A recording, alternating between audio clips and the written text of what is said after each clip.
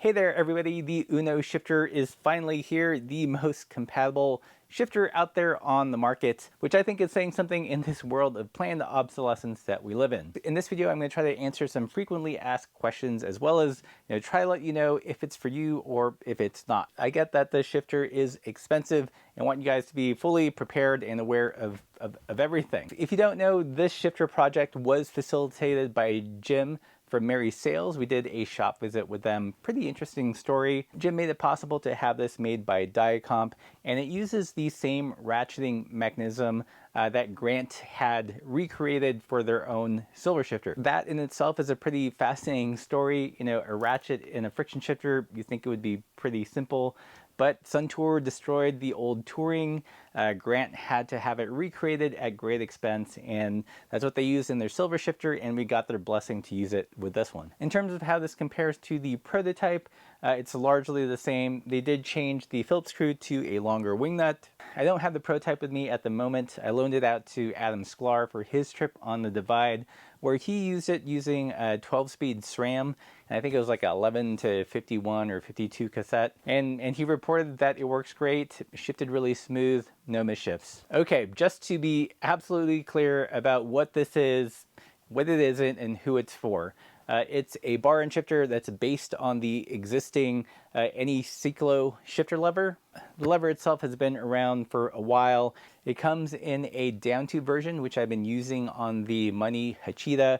It also comes in a Thummy, which Laura has been using on her Breadwinner. So to be clear, identical lever, and I have been using those versions of this lever over the last year and a half, and they work great.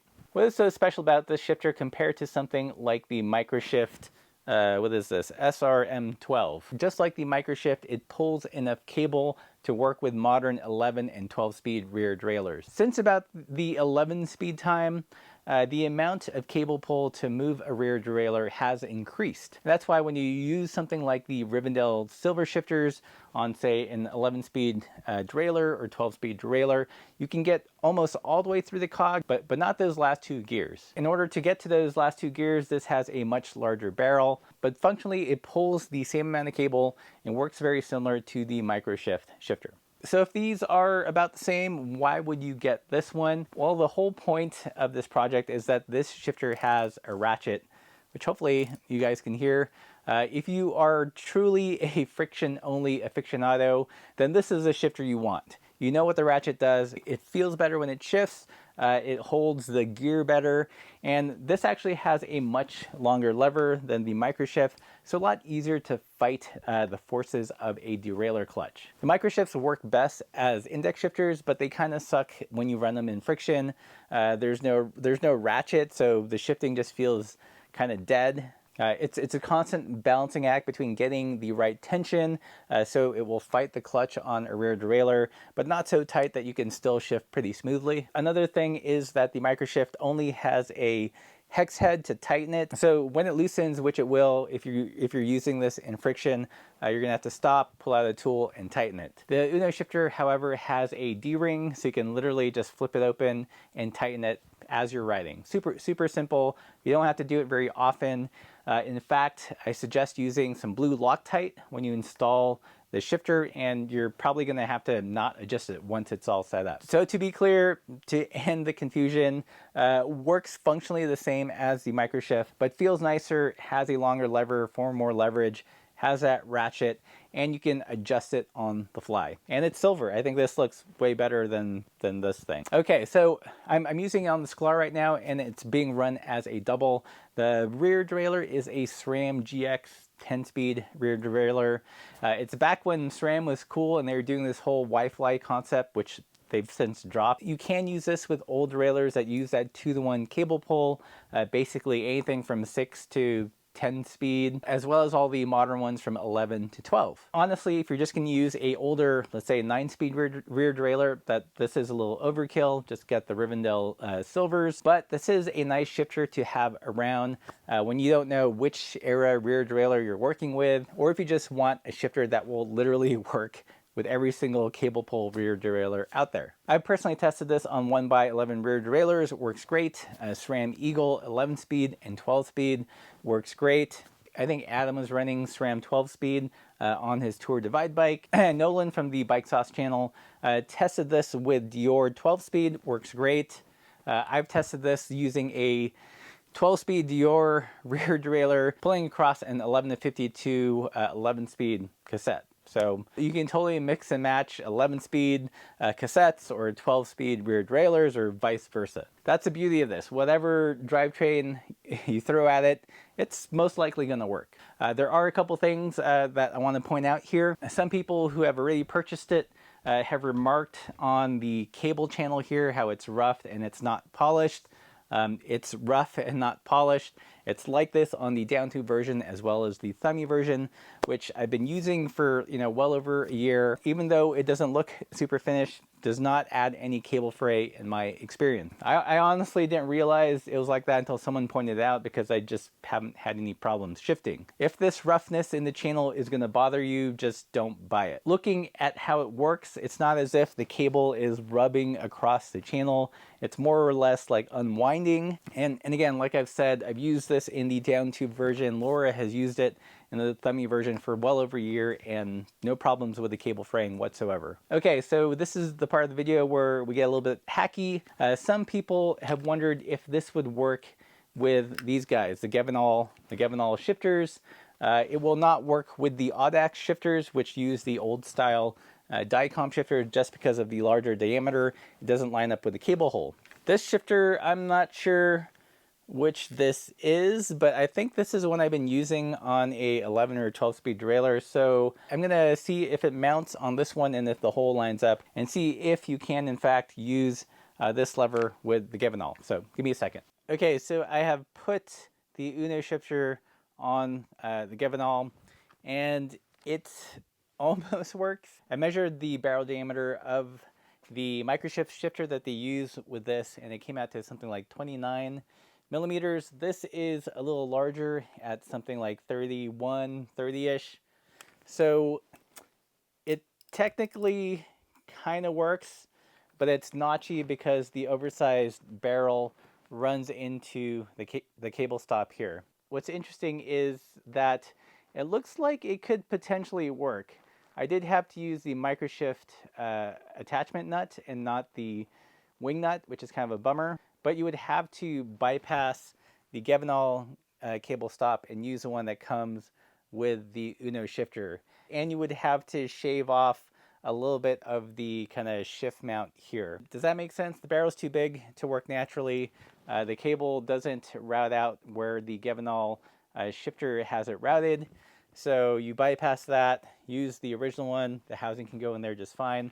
But you do have to shave the shifter mount. Maybe we can get Mary Sales to make something like this.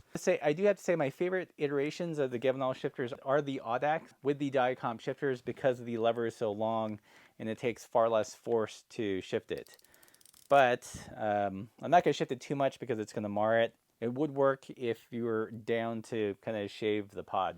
So there you go. A couple more questions or comments I'm going to address while this is off here. I have this mounted to a Ritchey Corralitos bar. Someone had mentioned that they couldn't get the pod to work with a Ritchey, I think VentureMax bar, and I don't know. This is a Ritchey handlebar. This is the production shifter, so yeah, there's that. There was another comment that was floated around on Twitter about SRAM Apex making this, no longer needed, and I totally disagree.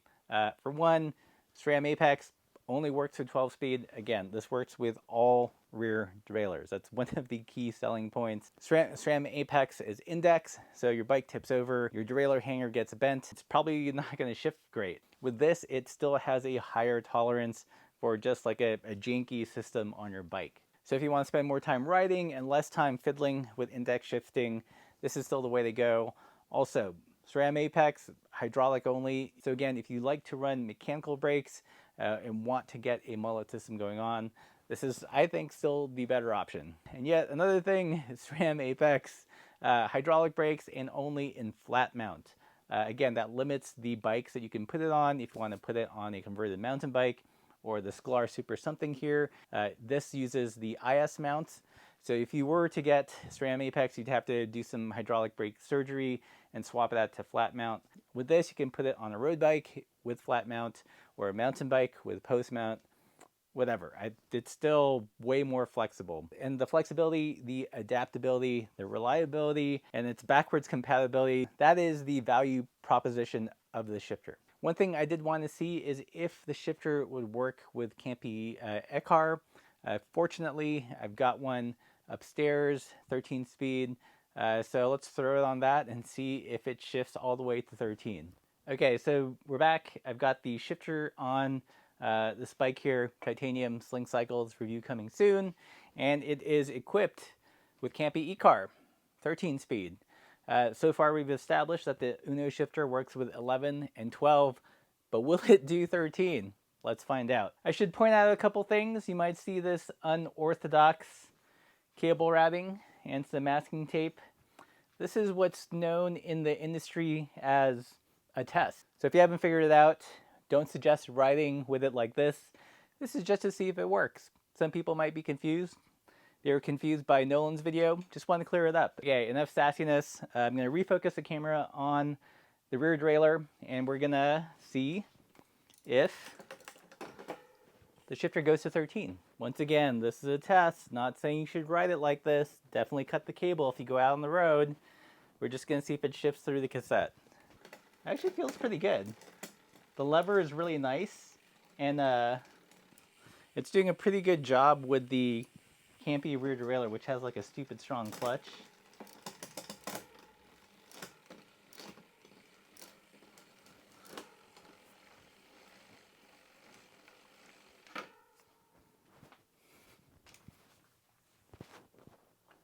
There you have it, folks. A world's first friction shifting all the way to 13 with the Uno shifter.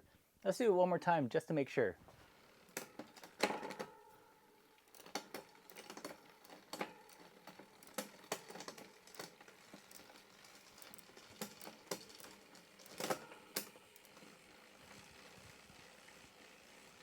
There you go. Bam. Can your Apex do that? Okay, so to summarize, this shifter is not for everyone. It does take a little bit of skill and time and practice to get it just right, but once you do it, it feels great, and you can rest in the knowledge that whatever rear derailleur comes your way, 6 speed, 7 speed, 11 speed, 12, and yes, even 13, even Campy, you'll be able to shift it. The whole genesis of this project is that I think it's just bananas how incompatible bike parts are these days. Especially electronic shifting. Once you go SRAM or Shimano or Campy, you're in their ecosystem. You gotta buy their parts. You can't mix and match. If their drivetrain options don't work for you, you're kind of stuck. If, however, you still run mechanical, friction in particular, if Shimano doesn't offer the gearing you want, if SRAM doesn't offer the gearing you want, you can DIY it and it's going to shift great. It's going to be 100% reliable. So the ideal customer, I think, is someone that appreciates mechanical things and is tired of the forced obsolescence that we're seeing in bikes and in just like everything. This, however, bucks the system. Yes, it is definitely expensive. It costs more than I was hoping it would get into. I'd asked about whether we could make the shifter a little bit nicer, a little bit more ergonomic, but that would require a whole new forging that costs anywhere between $10,000 to $15,000, making an already expensive shifter more expensive. So it's a little agricultural. It does the job, in my opinion. Could it be better? Yes, it would be way more expensive, but as it is, I think it's an awesome product. And you can literally shift to 13 with this sucker, which is pretty freaking awesome. If you want to buy this shifter, I'm going to put it in the description below. Mary Sales, aka Soma Fabrications, is going to be selling it. We're not going to be selling it on our store. We do get a little bit of a commission if you buy one. And hey, if you appreciate what we're doing, join us on Patreon. Hopefully, if this does well, we can come up with some other cool, unique products with Mary Sales. Buy some stickers, and as always, keep the supple side down.